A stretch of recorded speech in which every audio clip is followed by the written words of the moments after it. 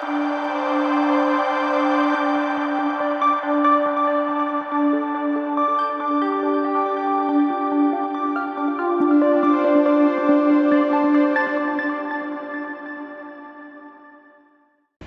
The Lord. സ്വർഗീയ സന്ദേശം എന്ന പ്രോഗ്രാമിലേക്ക് എല്ലാവർക്കും സ്വാഗതം.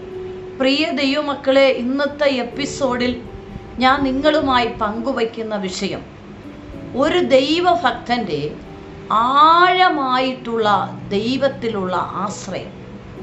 സങ്കീർത്തനം 11-ാം സങ്കീർത്തനം അതിൻ്റെ 1-ാമത്തെ വാക്യം ഒരു ഭക്തൻ്റെ ആഴമായ ദൈവത്തിൻ്റെ ആശ്രയത്തെക്കുറിച്ച് ആ വചനത്തെ നമുക്ക് കാണുവാൻ കഴിയും. ആ വചനം ഇങ്ങനെയാണ്: ഞാൻ യഹോവയെ ശരണമാക്കിയിരിക്കുന്നു. പക്ഷികളെ, നിങ്ങളുടെ പർവ്വതത്തിലേക്ക് പറന്നു പോകുവിൻ എന്നു നിങ്ങൾ എന്നോട് പറയുന്നത് എങ്ങനെ? ഈ സങ്കീർത്തനം ദാവീദ് എഴുതുവാനുള്ള സന്ദർഭം എന്ന് പറയുന്നത് ശൗലിൻ്റെയും അബ്സലോമിൻ്റെയും പ്രതികൂലങ്ങൾ, ഈ രണ്ട് ശത്രുവിൻ്റെ മേഖലയിൽ ദാവീദിൻ്റെ ജീവിതത്തിൽ പ്രതിസന്ധി വരുമ്പോൾ ആ മേഖലയിൽ ഭാരപ്പെട്ടിരിക്കുന്ന സമയത്താണ്, ഈ രണ്ട് മേഖലയുടെ നടുവിൽ ഭാരപ്പെടുന്ന സമയത്താണ് ദാവീദ് ഈ സങ്കീർത്തനം എഴുതുന്നത്. അപ്പോൾ തൻ്റെ സ്നേഹിതന്മാർ ദാവീദിനോട് വന്ന് പറയുകയാണ്, പക്ഷികൾ പർവ്വതങ്ങളിലേക്ക് ചെന്ന്, പർവ്വതങ്ങളിലെ ഗുഹകളിലും പർവ്വതങ്ങളിലുമൊക്കെ ചെന്ന് പക്ഷികൾ അഭയം പ്രാപിക്കുന്നത് പോലെ നീ പക്ഷിയെപ്പോലെ പറന്ന് രക്ഷപ്പെടത്തക്കവണ്ണം ഏതെങ്കിലും പർവ്വതങ്ങളും ഗുഹകളിലും ചെന്ന് നീ അഭയം പ്രാപിച്ചാൽ ഒരുപക്ഷെ നിനക്ക് രക്ഷപ്പെടുവാൻ കഴിയും, ശത്രുവിൻ്റെ ഭാഗത്തു നിന്നും നിനക്ക് രക്ഷപ്പെടാൻ കഴിയുമെന്ന് ദാവീദിനോട് തൻ്റെ സ്നേഹിതർ പറയുമ്പോൾ, ഈ 1-ാം വാക്യത്തിൽ ദാവീദ് പറയുന്നത് ഒരു പക്ഷി അഭയം പ്രാപിക്കുവാൻ, രക്ഷപ്പെടുവാൻ, പർവ്വതങ്ങളിലേക്ക് പറന്നുപോയി രക്ഷപ്പെട്ട് അഭയം പ്രാപിക്കുന്നത് പോലെ ഒരു ദൈവഭക്തനായ ഞാൻ പക്ഷിയെപ്പോലെ പർവ്വതങ്ങളിൽ ഒളിച്ച് ഭയപ്പെട്ട് ഓടണമോ? അങ്ങനെ ഒരിക്കലും സാധ്യമല്ല. കാരണം ഞാൻ ആശ്രയം വെച്ചിരിക്കുന്നത്, ഞാൻ ശരണമാക്കിയിരിക്കുന്നത് സർവശക്തനായ ഉയരത്തിലെ ദൈവമാണ്. ആമേൻ. അത് 1-ാം വാക്യത്തിൽ ഞാൻ യഹോവയെ ശരണമാക്കിയിരിക്കുന്നു, അതുകൊണ്ട് പക്ഷികളെ നിങ്ങളുടെ പർവ്വതത്തിലേക്ക് പറന്നു പോകുവിൻ എന്ന് നിങ്ങൾ എന്നോട് പറയുന്നത് എങ്ങനെ?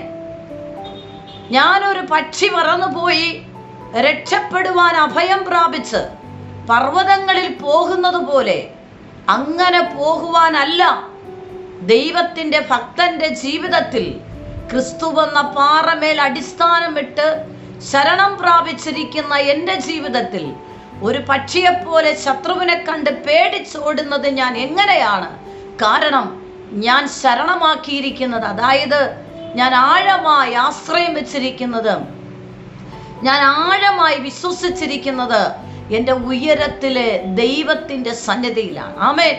അതുകൊണ്ട് ഒരു പക്ഷിയെപ്പോലെ ഞാൻ പറന്നു പോകേണ്ട കാര്യമില്ല എന്നാണ് ദാവീദ് ഈ പാട്ടിലൂടെ നമ്മെ ഉണർത്തുന്നത്, ദൈവത്തിൻ്റെ ആത്മാവ് നമ്മെ ഉണർത്തുന്നത്. ഈ സങ്കീർത്തനത്തെക്കുറിച്ച് പറയുന്നത് സ്ഥിരമാനസന്റെ സങ്കീർത്തനം, അതായത് വിഷയങ്ങളും പ്രതികൂലങ്ങളും പ്രതിസന്ധികളും വരുമ്പോൾ തൻ്റെ മനസ്സ് തളർന്നു പോകാതെ, ഭാരപ്പെട്ടു പോകാതെ, താൻ ആശ്രയം വെച്ചിരിക്കുന്ന ദൈവത്തിൽ ശരണം പ്രാപിച്ചിരിക്കുന്ന ഒരു ഭക്തൻ സ്ഥിരതയോടുകൂടെ, ഉറപ്പോടുകൂടെ, ധൈര്യത്തോടുകൂടെ ദൈവാശ്രയത്തിൽ ഉറച്ചു നിൽക്കുന്നത്, അതായത് ക്രിസ്തുവിൽ ഉറച്ചു നിൽക്കുന്നതാണ് ഈ തിരുവചനത്തിലൂടെ നമുക്ക് കാണുവാൻ കഴിയുന്നത്. താൻ ശരണം പ്രാപിച്ചിരിക്കുന്നത് ആരെയാണെന്ന് എനിക്ക് ഉറപ്പുണ്ട് എന്ന് ദാവീദ് ദൈവത്തോട് പാടുകയാണ്. പ്രിയ ദൈവമക്കളെ, ജീവിതത്തിൻ്റെ പ്രതിസന്ധികളിലും പ്രതികൂലങ്ങളിലും പോരുകളും പോരാട്ടങ്ങളും നമ്മുടെ ജീവിതത്തിൽ ആഞ്ഞടിക്കുമ്പോൾ നമ്മൾ ഭയപ്പെട്ട് ഓടി ഒളിക്കാനല്ല, ആ പ്രതികൂലങ്ങളിൽ നിന്ന് ഓടി രക്ഷപ്പെടാനല്ല. അതുകൊണ്ടാണ് ദാവീദ് 18-ാം സങ്കീർത്തനത്തിൽ അനുഗ്രഹമായി പാടുന്നുണ്ട്: നിന്നാൽ ഞാൻ പടക്കൂട്ടത്തിൻ്റെ നേരെ പാഞ്ഞു ചൊല്ലും, എൻ്റെ ദൈവത്താൽ ഞാൻ മതിൽ ചാടി കിടക്കും. അതായത് പ്രതികൂലങ്ങൾ വരുമ്പോൾ, പ്രതിസന്ധികൾ പർവ്വതം പോലെ വരുമ്പോൾ, അതായത് ശത്രുവായവൻ പടക്കൂട്ടം പോലെ വരുമ്പോൾ, ഞാൻ അതിൻ്റെ മുന്നിൽ ഭയപ്പെട്ടു പോകത്തില്ല. ശരണമാക്കിയിരിക്കുന്ന ദൈവത്തിൽ ആശ്രയം വെച്ചിരിക്കുന്ന ഞാൻ ആ പ്രതിസന്ധികൾ, ആ പടക്കൂട്ടത്തിൻ്റെ മുന്നിൽ അതിനെ തോൽപ്പിച്ചുകൊണ്ട് ഞാൻ അതിലേക്ക് മുന്നിലോട്ട് ഓടി ജയത്തോടെ മുന്നോട്ട് പോകും. എൻ്റെ മുന്നിൽ വരുന്ന പ്രതികൂലത്തിൻ്റെ മതിൽ കണ്ട് ഞാൻ ഭയപ്പെടുകയില്ല. ആ മതിലുകളെ പൊളിച്ചുകൊണ്ട് ഞാൻ ജയത്തോടെ, ജയാളിയായ ക്രിസ്തുവിൽ ആശ്രയം വെച്ചിരിക്കുന്ന ഞാൻ ജയത്തോടെ ഓടും, മുന്നിലേക്ക് ഓടും. ഹല്ലേലൂയ. അതേ പ്രിയ ദൈവമക്കളെ, ദൈവത്തിൽ ആശ്രയം വെച്ചിരിക്കുന്ന ഞാനും നിങ്ങളും പ്രതിസന്ധികളും പ്രതികൂലമായ പടക്കൂട്ടം പോലെ നമുക്ക് മുന്നിൽ വരുമ്പോഴും, പ്രതികൂലമായ മതിലുകൾ നമ്മുടെ മുന്നിൽ വരുമ്പോഴും നമ്മൾ അതിനെ കണ്ട് ഭയപ്പെട്ട് പുറകോട്ടോടുകയോ, രക്ഷപ്പെടാൻ ഈ സങ്കീർത്തനത്തിന്റെ 1-ാം വാക്യം തന്നെ പറയുകയാണ്, പക്ഷികൾ രക്ഷപ്പെടുവാൻ പർവ്വതങ്ങളിലേക്ക് പറന്നു പോകുന്നത് പോലെ ഒരു ഭക്തൻ രക്ഷപ്പെടുവാൻ പറന്നുപോയി അഭയം പ്രാപിക്കേണ്ട കാര്യമില്ല. കാരണം ക്രിസ്തു വന്ന പാറമേൽ അടിസ്ഥാനമിട്ട് ഉറപ്പിച്ച് ദൈവത്തിൽ ശരണം പ്രാപിച്ച് ആശ്രയം വെച്ച് വിശ്വാസ ജീവിതം നയിക്കുന്ന ഒരു ഭക്തൻ ഭയപ്പെടേണ്ട കാര്യമില്ല. ഹല്ലേലൂയ. എന്നെ കേൾക്കുന്ന പ്രിയപ്പെട്ടവരെ, ജീവിതത്തിൽ പ്രതിസന്ധികളും പ്രതികൂലങ്ങളും പോരുകളും പോരാട്ടങ്ങളും ശത്രുഗണങ്ങളും നമുക്ക് പ്രതികൂലമായിരിക്കുന്ന മതിലുകളും മതിൽക്കെട്ടുകളും ചെങ്കടലുകളും ഒക്കെ നമ്മുടെ ജീവിതത്തിലുണ്ട്. ഹല്ലേലൂയ. എന്നാൽ ദൈവഭക്തരായ നമ്മൾ അതിനെ ഭയപ്പെടേണ്ട കാര്യമില്ല. നമ്മൾ ശരണം പ്രാപിച്ചിരിക്കുന്നത് ക്രിസ്തുവിലാണ്. ഹല്ലേലൂയ. അതിനെ ചാടിക്കിടക്കാനുള്ള കൃപ ദൈവത്തിന്റെ പരിശുദ്ധാത്മാവ് നമുക്ക് നൽകും. തിരുവചനത്തിൽ നെഹമ്യാവ് എന്ന ദൈവഭക്തൻ തൻ്റെ ജീവിതത്തിലെ ദൗത്യം ദൈവം വിളിച്ചു. യെരുശലേമിന്റെ മതിലുകളെ പണിയുവാൻ അവിടെ നിന്ന് പുറപ്പെട്ട്, ഹല്ലേലൂയ, ആക്കി വെച്ചിരുത്തുന്ന ഇടത്തു നിന്ന് പുറപ്പെട്ട് യെരുശലേമിന്റെ പൊളിഞ്ഞു കിടന്ന മതിൽ പണിയാൻ കടന്നു വരുമ്പോൾ തനിക്ക് വിരോധമായി ശത്രു സൈന്യങ്ങൾ എഴുന്നേറ്റു. സമ്പല്ലത്തും തോബിയാവും പല രീതികളിലും വ്യത്യസ്ത രീതികളിലും രൂപങ്ങളിലും ഈ മതിൽ താൻ പണിയാൻ പാടില്ല എന്ന് പറഞ്ഞ് തനിക്കെതിരെ ശത്രു സൈന്യം വന്നു. പക്ഷേ അവിടെയൊന്നും നെഹമ്യാവ് ഭയപ്പെട്ടു പോയില്ല. കേട്ടോ, കാരണം വിളിച്ചവനായ ദൈവം വിശ്വസ്തനാണ്. താൻ ആശ്രയം വെച്ച് ശരണം പ്രാപിച്ച് വന്നിരിക്കുന്നത് ആരിലാണ് എന്ന് നെഹമ്യാവിന് ഉറപ്പുണ്ട്. എന്നാൽ ശത്രു സൈന്യം തന്നോട് വന്നു പറഞ്ഞു, നീ ഇവിടെ നിന്ന് ഓടി രക്ഷപ്പെടുക എന്ന് തന്നോട് പറയുമ്പോൾ നെഹമ്യാവ് പറയുന്ന മറുപടി, എന്നെ പോലുള്ള ഒരുവൻ ഓടിപ്പോകുമെന്നാണോ? ഒരിക്കലുമില്ല. കാരണം ദൈവശബ്ദം കേട്ട് ദൈവത്തിൽ ആശ്രയം വെച്ച് ലക്ഷ്യം മുന്നിൽ ഉറപ്പിച്ചുകൊണ്ട് പോകുന്ന ഒരു ദൈവഭക്തൻ ഒരിക്കലും ഒരു മാനുഷ്യ ശബ്ദത്തിനോ ഒരു പൈശാചിക ശക്തികൾക്കോ ഒരു ശത്രുഗണത്തിനോ തോറ്റുപോകത്തില്ല. കാരണം ദൈവത്തിൽ ആശ്രയം വെച്ച് ആരെയാണ് ശരണമാക്കിയിരിക്കുന്നു എന്ന് ഒരു ഭക്തന് ഉറപ്പുണ്ട്. ആ ഉറപ്പ് പ്രാപിച്ചിരിക്കുന്ന ഭക്തനെ വിടുവിക്കുന്ന ഒരു മാനുഷ്യ കരമല്ല, മറിച്ച് ദൈവത്തിന്റെ കരമാണ്. ഹല്ലേലൂയ. നെഹമ്യാവ് പറഞ്ഞു, എന്നെ പോലുള്ള ഒരുവൻ ഈ ശത്രുവിനെ കണ്ട് ഓടിപ്പോകുമെന്നാണ്. ഒരിക്കലും സാധ്യമല്ല. കാരണം ഞാൻ ശരണം പ്രാപിച്ചിരിക്കുന്നത് ഉയരത്തിലെ ദൈവത്തിലാണ്. ദൈവത്തിന്റെ ശബ്ദം കേട്ടും എനിക്ക് ഉറപ്പുണ്ട്, വ്യക്തതയുണ്ട്. ഈ മതിൽ പണിയുവാൻ തക്കവണ്ണം ദൈവം എന്നെ ഏൽപ്പിച്ചിരിക്കുന്നു എന്തൊക്കെയാണ് എന്നുള്ളത് എനിക്ക് ലക്ഷ്യബോധമുണ്ട്. ഹല്ലേലൂയ. അതുകൊണ്ട് ഞാൻ ശത്രുവിനെ കണ്ട് എന്നെ പോലെ ഒരുവൻ ഓടിപ്പോകുമെന്നാണോ? ഒരിക്കലുമില്ല. അതേ പ്രിയപ്പെട്ടവരെ, ജീവിതത്തിൽ എനിക്കും നിങ്ങൾക്കും വ്യത്യസ്തപരമായിട്ടാണ് ശത്രു സൈന്യം നമ്മുടെ ചുറ്റും പാളയമിറങ്ങുന്നത്. അവൻ വ്യത്യസ്ത രീതിയിലായിരിക്കും എഴുന്നേറ്റ് വരുന്നത്, വ്യത്യസ്ത ഭാവങ്ങളിലായിരിക്കും. ഭീഷണി നമ്മളെ മുഴക്കാം, എതിരുകൾ ഉണ്ടാകാം, എതിർപ്പുകൾ ഉണ്ടാകാം. നീ മിണ്ടരുതെന്ന് പറയാം, നീ ഇത് ചെയ്യുന്നത് ശരിയല്ലെന്ന് പറയാം. വ്യത്യസ്തപരമായ അപവാദങ്ങൾ നമ്മളെ കുറിച്ച് പറയാം, പല കള്ളങ്ങൾ നമ്മെ കുറിച്ച് പറഞ്ഞുണ്ടാക്കാം. പക്ഷേ ദൈവത്തിൽ ശരണം പ്രാപിച്ചിരിക്കുന്ന ഒരു ഭക്തന് ആഴമായ ഒരു ലക്ഷ്യമുണ്ട്, ഉറപ്പുണ്ട്. എന്നെ വിളിച്ച ദൈവം വിശ്വസ്തനാണ്. അവൻ വഴി വെച്ച് വിട്ടേച്ച് പോകത്തില്ല. അതുകൊണ്ട് എന്നെ വിളിച്ചിരിക്കുന്ന എന്തിനാണ് എൻ്റെ ദൈവം ആക്കി വെച്ചിരിക്കുന്നു എന്നും എന്നെക്കുറിച്ച് ദൈവത്തിന്റെ പ്ലാനിങ് എന്താണെന്നും എനിക്ക് വ്യക്തമായ ഉറപ്പുണ്ട്. ആർക്ക്? ഒരു ദൈവഭക്തൻ. ആഴമായി ദൈവത്തിൽ ശരണം പ്രാപിച്ചിരിക്കുന്ന ഒരു ദൈവഭക്തന് ഒരു ലക്ഷ്യമുണ്ട്, ഉറപ്പുണ്ട്. ആ ലക്ഷ്യത്തിൽ നിന്നും ആ ഉറപ്പിൽ നിന്നും പിന്തിരിച്ചു കളയുവാൻ ഒരുപക്ഷെ നമ്മുടെ പ്രാണ സ്നേഹിതർ പോലും നമുക്ക് വിരോധമായി ചലിക്കാം, നമുക്ക് വിരോധമായി സംസാരിക്കാം.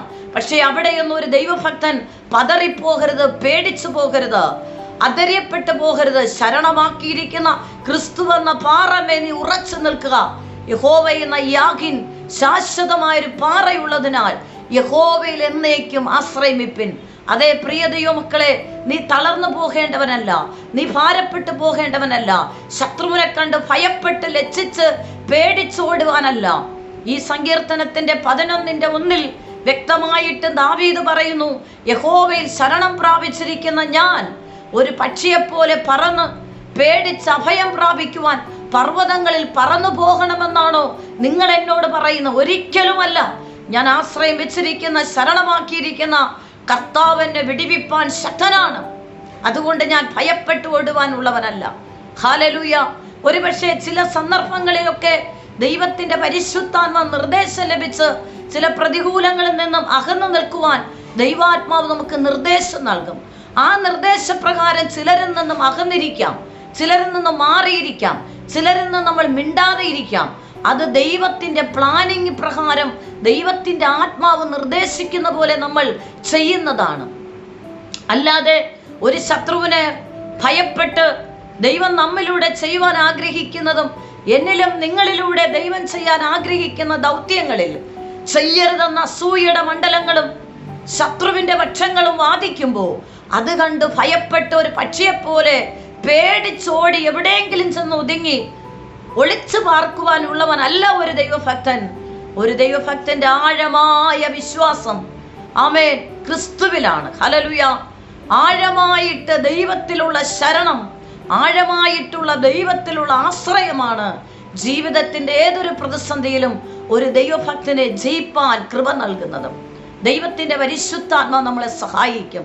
എന്നെ കേൾക്കുന്ന പ്രിയപ്പെട്ടവരെ, പ്രതികൂലങ്ങൾ വ്യത്യസ്തപരമായിട്ടാണ്. അന്നത്തെ കാലഘട്ടത്തിൽ ദാവീദിന് വ്യത്യസ്തപരമായിട്ടുള്ള പ്രതികൂലമാണ് ഉണ്ടായത്. പക്ഷേ അവിടെയൊന്നും ദാവീദ് പതറിപ്പോകുന്നില്ല. അതാണ് 18-ാം സങ്കീർത്തനത്തിൽ വളരെ മനോഹരമായി പറയുന്നത്, നിന്നാ ഞാൻ പടക്കൂട്ടത്തിന്റെ നേരെ പാഞ്ഞു ചെല്ലും, എൻ്റെ ദൈവത്താൽ ഞാൻ മതിൽ ചാടിക്കിടക്കും. അതേ പ്രിയപ്പെട്ടവരെ, നിന്നിൽ അഭിഷേകത്തിന്റെ നിറമുണ്ടോ? പരിശുദ്ധാത്മാവിനെ നയിക്കപ്പെടുന്ന ഒരു വ്യക്തിയാണോ നീ ഭയപ്പെടേണ്ട കാര്യമില്ല. ആ ദൈവത്തിന്റെ പരിശുദ്ധാത്മാവ് നിന്നെ നേരായി കറക്റ്റായിട്ടുള്ള വഴികൾ കൊണ്ടെത്തിക്കും. അതുകൊണ്ട് വലതും ഇടതും മുമ്പും പിമ്പുമുള്ള ശത്രു സൈന്യത്തെ കണ്ട് ഭയപ്പെട്ട് ഓടി ഒളിക്കേണ്ടവനല്ല. ഹല്ലേലൂയ.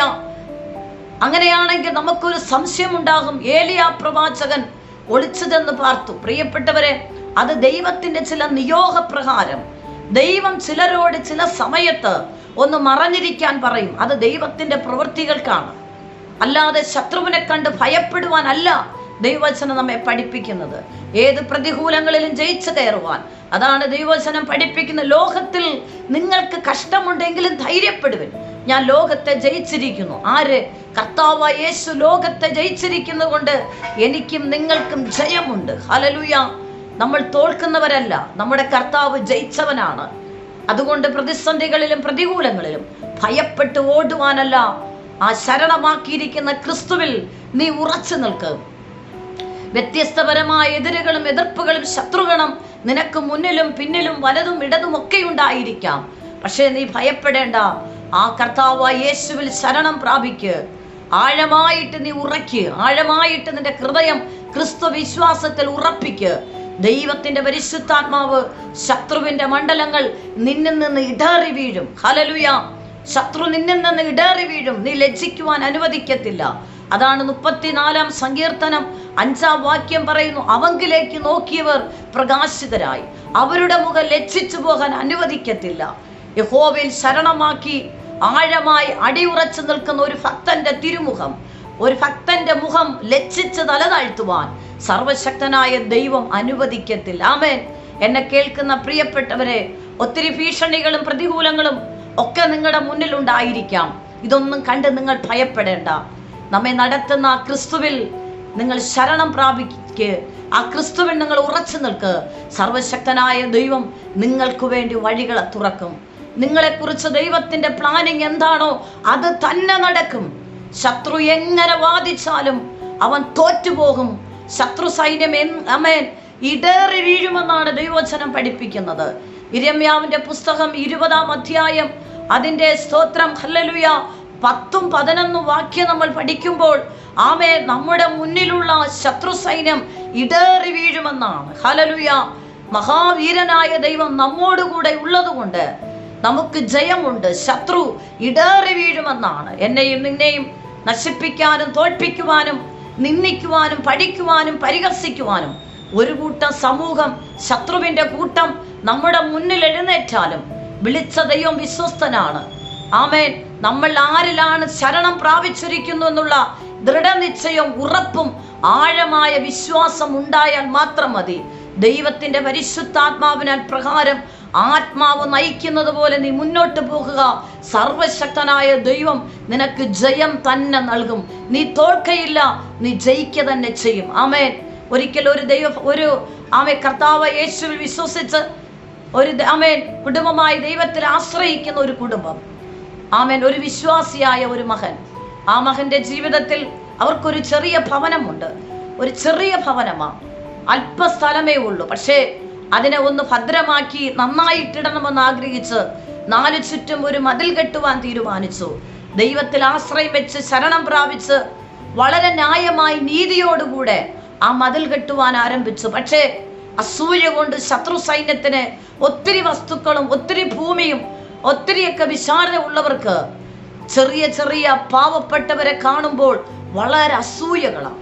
അവർ നന്നാകുന്നത് ആർക്കും ഇഷ്ടമല്ല. പക്ഷേ ദൈവത്തിൽ ആശ്രയം വെച്ച ആ ദൈവഭക്തൻ വളരെ ന്യായമായിട്ട് തൻ്റെ വീട്ടിന് ചുറ്റും മതിൽ കെട്ടി ഭദ്രമാക്കുവാൻ നോക്കി. പക്ഷേ ശത്രു സൈന്യത്തിന് അസൂയുണ്ടായി. പ്രിയപ്പെട്ടവരെ, നമ്മുടെ ജീവിതത്തിൽ ഒന്നുമില്ലായിരിക്കാം, പക്ഷെ നമ്മെ നടത്തുന്ന സർവശക്തനായ ദൈവം നമ്മെ നടത്തുന്ന വിധങ്ങൾ ഓർക്കുമ്പോൾ ശ്രേഷ്ഠകരമാണ്. എന്തുകൊണ്ട്? ആ ക്രിസ്തുവിൽ നീ പൂർണ്ണമായി ശരണം പ്രാപിച്ചാൽ ഒരു ഭക്തൻ ശത്രുവിന്റെ മുന്നിൽ ലജ്ജിപ്പാൻ ദൈവം അനുവദിക്കത്തില്ല. ആ മകൻ മതിൽ കെട്ടുവാൻ തുടങ്ങി. ഒത്തിരി വിമർശനങ്ങൾ ഉണ്ടായി, പ്രതികൂലങ്ങൾ ഉണ്ടായി. ആ ജോലിയെ തടസ്സം ചെയ്യുവാൻ വന്നു. എതിരായി പല കള്ളങ്ങളും ഉണ്ടാക്കി. പക്ഷേ സർവശക്തനായ ദൈവം ദൈവത്തിൽ ആശ്രയം വെച്ച് ശരണം വെച്ച് ന്യായമായി നീതിയോടുകൂടെ ചെയ്യുവാൻ ആരംഭിച്ച ആ വിശ്വാസിയായ ദൈവമകനെ സർവശക്തനായ ദൈവം വിടിവിപ്പാനിടയായി. ആ മകൻ പറഞ്ഞു, എല്ലാവരും പറഞ്ഞു, ഈ പണി നിർത്തുക, ഇത് തുടങ്ങണ്ട, ഹല്ലേലൂയ, അവർ നശിപ്പിച്ചു കളയും. ആ മകൻ പറഞ്ഞു, എനിക്ക് ഉറപ്പുണ്ട്, ഞാൻ ന്യായമായിട്ടും നീതിയോടുകൂടെയാ ഞാൻ എൻ്റെ ഭവനത്തിന് ചുറ്റും ഒരു ചെറിയ മതിൽ കെട്ടുന്നത്. അത് സർവശക്തനായ ദൈവത്തിൽ ആശ്രയം വെച്ചുകൊണ്ടാണ്. ആ ദൈവം എനിക്ക് പൂർത്തീകരിച്ചു തരും. ഈ ശത്രുവിനെ കണ്ട് ഞാൻ ഭയപ്പെടത്തില്ല. നമ്മുടെ കർത്താവ് എന്നോട് കൂടെയുണ്ട്. പ്രിയപ്പെട്ടവരെ, പല വിമർശനങ്ങൾ, പ്രതികൂലങ്ങൾ ആ മകനുണ്ടായി. പക്ഷേ ഗവൺമെന്റിൽ നിന്നും എല്ലാ അധികാരിയിൽ നിന്നും ആ മകന് അനുകൂലമായിട്ടുള്ള ഹല്ലേലൂയ, എല്ലാവരും അനുകൂലമായി തന്നോട് കൂടെ നിന്നു. സർവശക്തനായ ദൈവം ആ മകന്റെ ജീവിതത്തിൽ ആഗ്രഹത്തെ സാധിപ്പിച്ചു കൊടുത്തു. അതെ, ആ പ്രിയ മകൻ ഒരിക്കലും അവനെതിരായിട്ട് ന്യായമില്ലാത്ത കാര്യത്തിൽ ന്യായമല്ലാതെ ആ മകനെതിരായിട്ട് വന്നപ്പോൾ ആ മകൻ പറഞ്ഞു, ഞാൻ ഭയപ്പെട്ട് ഇതിനെ നിർത്തിയില്ല, ഭയപ്പെട്ട് ഞാനിത് ഇനി ചെയ്യത്തില്ല എന്ന് പറഞ്ഞ് ഈ ശത്രുവിനെ കണ്ട് ഞാൻ പേടിച്ചിട്ടേച്ചു പോകത്തില്ല.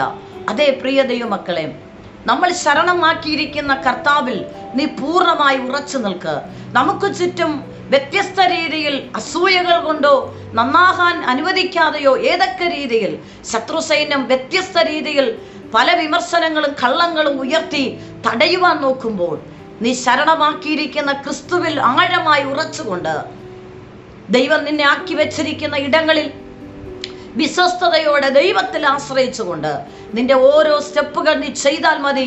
സർവശക്തനായ ദൈവം നിനക്ക് തുണയായും താങ്ങായും തണലായും ഇരിക്കും. അതുകൊണ്ടാണ് ദാവീദ് പറഞ്ഞത്, പക്ഷികളെപ്പോലെ പർവ്വതങ്ങളിൽ പേടിച്ചു ഓടിച്ചെന്ന് അഭയം പ്രാപിക്കുവാനല്ല, ഞാൻ ശരണമാക്കിയിരിക്കുന്ന സർവശക്തനായ ദൈവത്തിലാണ് ഞാൻ ശരണമാക്കിയിരിക്കുന്നത്. അതുകൊണ്ട് ശത്രുവിനെ കണ്ട് ഞാൻ ഭയപ്പെട്ട് ഓടുകയില്ല. എൻ്റെ സർവശക്തനായ ദൈവം എന്നെ വിടിവിപ്പാൻ ശക്തനാണ്. ചില സന്ദർഭത്തിൽ ദൈവത്തിൻ്റെ ആത്മാവിൻ്റെ നിയോഗപ്രകാരമൊക്കെ ദാവീദ് മറഞ്ഞിരുന്നിട്ടുണ്ട്. അത് ദൈവത്തിൻ്റെ പ്ലാനിങ് ആണ്. പക്ഷെ എപ്പോഴും ശത്രുവിനെ കണ്ട് താൻ പേടിച്ചോടിയില്ല. ഹല്ലേലൂയ.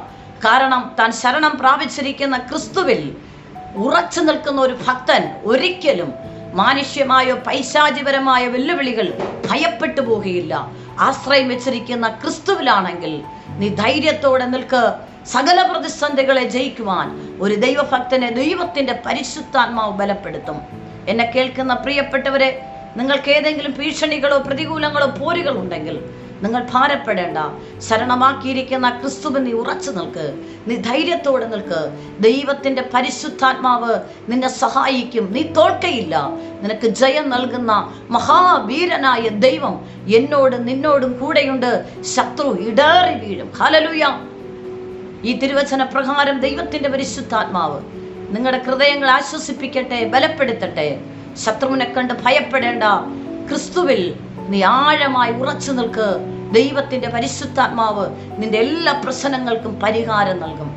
ഏതെങ്കിലും മേഖലയിൽ ശത്രുവിന്റെ ഭീഷണിയിൽ നിങ്ങൾ ആരെങ്കിലും ഭയപ്പെടുന്നുവെങ്കിൽ ഭയപ്പെടേണ്ട. ക്രിസ്തുവിൽ ഉറച്ചു നിൽക്ക്. ദൈവത്തിന്റെ പരിശുദ്ധാത്മാവ് നിങ്ങളെ ബലപ്പെടുത്തും. ഒരു നിമിഷം ഞാൻ നിങ്ങൾക്കായി പ്രാർത്ഥിക്കാം. പരിശുദ്ധ കർത്താവേ, നിമിഷത്തിനായി നന്ദി. ഈ ശബ്ദം കേൾക്കുന്നവർക്കായി സ്തുതിക്കുന്നു.